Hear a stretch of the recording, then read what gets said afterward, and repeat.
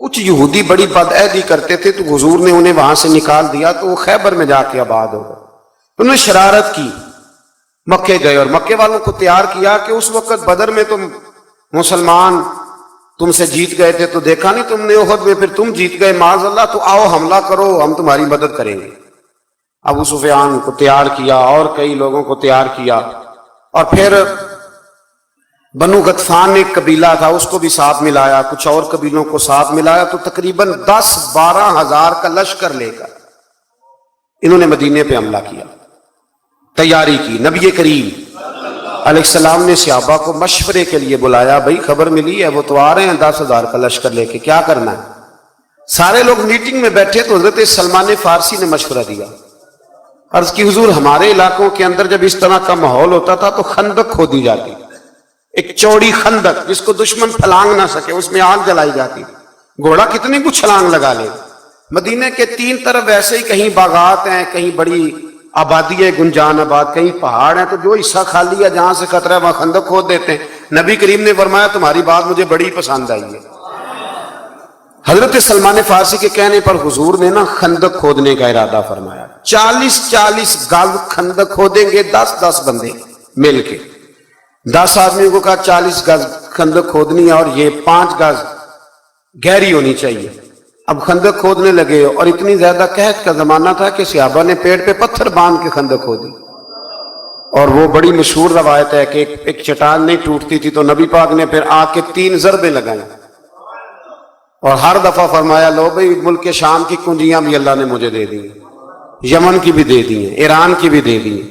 اب وہ خندق کھود لی، کافر آ گئے 10-12 ہزار کا لشکر لے کے. ان کا تو خیال تھا کہ نہ کوئی تیاری نہ پروگرام، اور اتنے تو بندے نہیں مدینے میں، 10,000 آدمی کہاں سے آئے گا مقابلہ کرنا. لیکن جب خندق دیکھی تو حیران ہو گئے.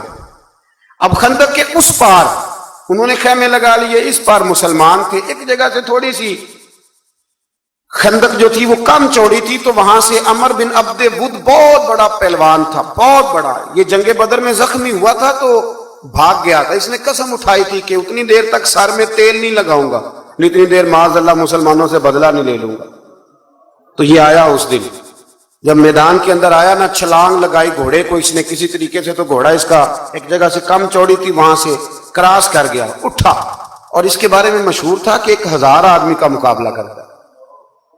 گھوڑے کی چھلانگ لگائی، گرا، گھوڑا بھی گرا، یہ بھی گرا، پھر اٹھا تو اٹھ کے کہنے لگا ہے کوئی میرے مقابلے میں تو سامنے آئے. اس نے پہلا اعلان کیا تو مولا علی شیر خدا اٹھ کے کھڑے ہو گئے، فرمایا میں کرتا ہوں. حضور نے فرمایا علی ٹھہر جائیے، عمر بن عبد ود ہے، 1000 کے مقابلے میں لڑتا ہے. عرض کی حضور میں بھی تو اسد اللہ ہوں نا، لڑتا ہے تو پھر کیا ہوا، دیواریں ہلتی رہتی ہیں اور در کانپ جاتا ہے. علی کا نام سن کے اب بھی خیبر کانپ جاتا ہے، مجھے جانے دیں. جب تیسری دفعہ وہ پکارا تو حضرت علی کہنے لگے حضور بس کریں، اب تو حد ہو گئی، میں ضرور جاؤں گا. حضور نے اپنے دست مبارک سے ذوالفقار حیدری عطا فرمایا. حضرت مولا علی شیر خدا یوں نکلے وہاں سے کہ جیسے شیر کچھار سے نکلتا ہے. اور جب آئے نا سامنے تو کہنے لگا تیرا کیا نام ہے؟ آپ فرمانے لگے علی ابن ابی طالب ابن عبد المطلب، یہ میرا نام ہے. کہنے لگا میں نہیں تجھ سے لڑتا، تیرا باپ میرے باپ کا دوست تھا. حضرت علی فرمانے لگے بہانے نہ کر، علی کا نام سن کے بہانے کرتا ہے، تیرا باپ میرے باپ کا دوست تھا، اس کا کیا مطلب ہے؟ فرمایا میرا دوست بھائی وہی ہے جو محمد عربی کا دوست ہے، میدان میں آ مقابلہ کر. اس کو بات سن کے اتنا غصہ آیا، کہنے لگا پھر تم لڑو گے؟ حضرت علی فرمانے لگے سنا ہے تو 2 باتوں میں سے ایک قبول کر لیا کرتا ہے، کیونکہ میں نے بھی پہلوانوں کی ساری باتیں سنی ہیں. تو کہنے لگا وہ کیا؟ حضرت علی فرمانے لگے سنا ہے تو 2 میں سے ایک قبول کر لیتا ہے. فرمایا ہاں. کہنے لگے پھر 2 ہی باتیں ہیں، یا اسلام قبول کر لے یا میدان میں آ جا، ایک رکھ لے. کہنے لگا وہ تو نہیں میں قبول کرتا. حضرت علی فرمانے لگے پھر ڈر نہ، سامنے آ. اس نے بڑی زور سے حملہ کیا حضرت علی پہ، بڑی زور سے.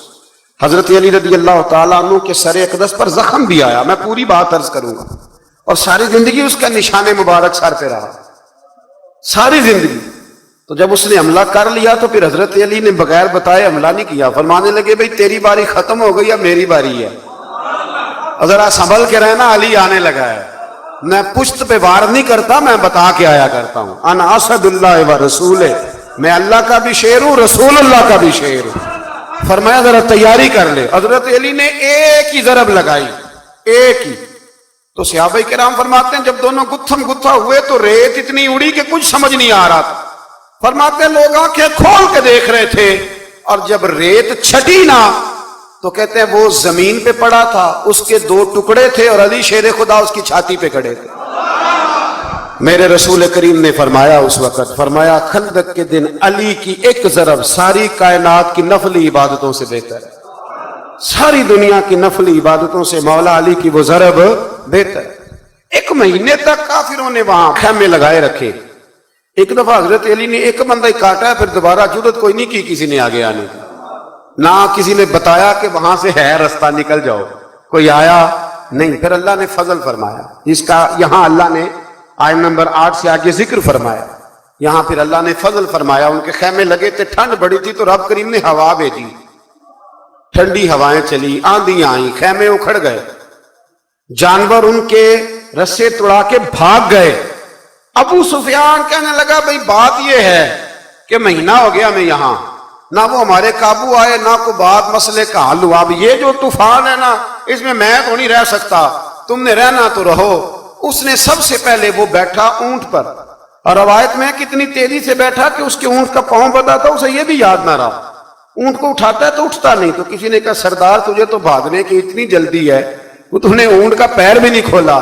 رسی تلوار سے کاٹی, جب وہ بھاگا تو سارے پیچھے بھاگ گئے. میرے حبیب فرمانے لگے دیکھو رب کریم نے ہمیں بغیر جنگ کے ہی فتح عطا فرما دی. اس ساری جنگ کے احوال اس پارے کے اندر رب کریم نے بیان فرمایا. اس کو جنگ احزاب بھی کہتے ہیں.